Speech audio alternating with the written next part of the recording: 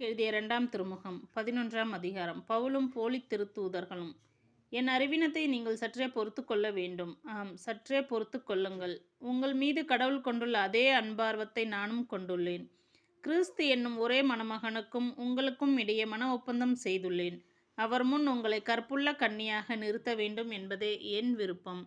ஆனால் ஏவா பாம்பின் சூழ்ச்சியினால் ஏமாற்றப்பட்டதைப் போல நீங்களும் உங்கள் எண்ணங்களை சீரழிய விட்டு கிறிஸ்துவிடம் விளங்கிய நேர்மையையும் தூய்மையையும் இழந்து விடுவீர்களோ என அஞ்சுகிறேன். உங்களிடம் யாராவது வந்து நாங்கள் அறிவித்த இயேசுவை தவிர வேறொரு இயேசுவை பற்றி அறிவித்தால், அல்லது நீங்கள் பெற்ற தூய ஆவியை தவிர வேறு ஒரு ஆவியை பற்றி பேசினால், அல்லது நீங்கள் ஏற்ற நற்செய்தியை தவிர வேறு ஒரு நற்செய்தியை கொண்டு வந்தால், நீங்கள் அவர்களை எளிதாக ஏற்றுக்கொள்கிறீர்கள். இப்படிப்பட்ட மாபெரும் திருத்தூதரை விட நான் எதிலும் குறைந்தவன் அல்லேன் என்றே கருதுகிறேன்.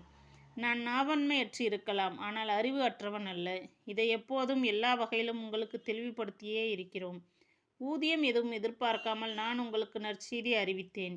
நீங்கள் உயர்வு பெற நான் தாழ்வுற்றேன். இதுதான் நான் செய்த பாவமா? நான் உங்களிடையே பணிபுரிந்த போது என் செலவுக்கு வேண்டியதை மற்ற திருச்சபைகளிடமிருந்து பெற்றுக்கொண்டேன். உங்களுக்காக அவர்களை கொள்ளையிட்டேன் என்றே சொல்லலாம். நான் உங்களோடு இருந்தபோது எனக்கு பற்றாக்குறை இல்லாமல் இல்லை. எனினும் நான் உங்களில் எவருக்கும் சுமையாய் இருந்ததில்லை. மாசிதோனியாவில் இருந்து வந்த அன்பர்கள் என் பற்றாக்குறையை போக்கினார்கள்.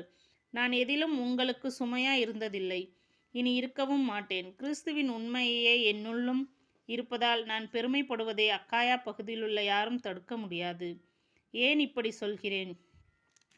உங்களிடம் எனக்கு அன்பே இல்லை என்பதாலா? நான் உங்கள் மீது அன்பு கொண்டவன் என்பது கடவுளுக்கு தெரியும். எங்களை போன்று பணியாற்றுவதாக காட்டி தம் பணியில் பெருமையடைய சிலர் வாய்ப்பு தேடுகின்றனர்.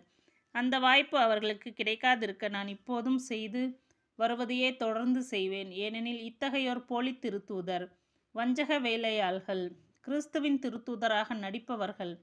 இதில் வியப்பு என்ன? சாத்தான் கூட ஒளியை சார்ந்த தூதனாக நடிக்கிறானே. ஆகவே அவனுடைய தொண்டர்கள் கடவுளுக்கு ஏற்புடையவர்களாக நடிப்பதில் வியப்பு ஒன்றுமில்லை. அவர்களது முடிவு அவர்களுடைய செயலுக்கு ஏற்பவே அமையும். பவுலின் துன்பங்கள். நான் மீண்டும் சொல்கிறேன், நான் ஒரு அறிவிலி என எவரும் எண்ண வேண்டாம்.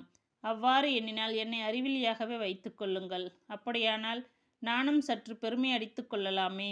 நான் இவ்வாறு பெருமையாய் பேசுவது ஆண்டவரின் தூண்டுதலால் அல்ல, மாறாக நான் ஒரு அறிவிலியாய் இருப்பதால்தான். பலர் உலகு சார்ந்த முறையில் பெருமை அடித்துக் கொள்வதால் நானும் அவ்வாறே செய்கிறேன்.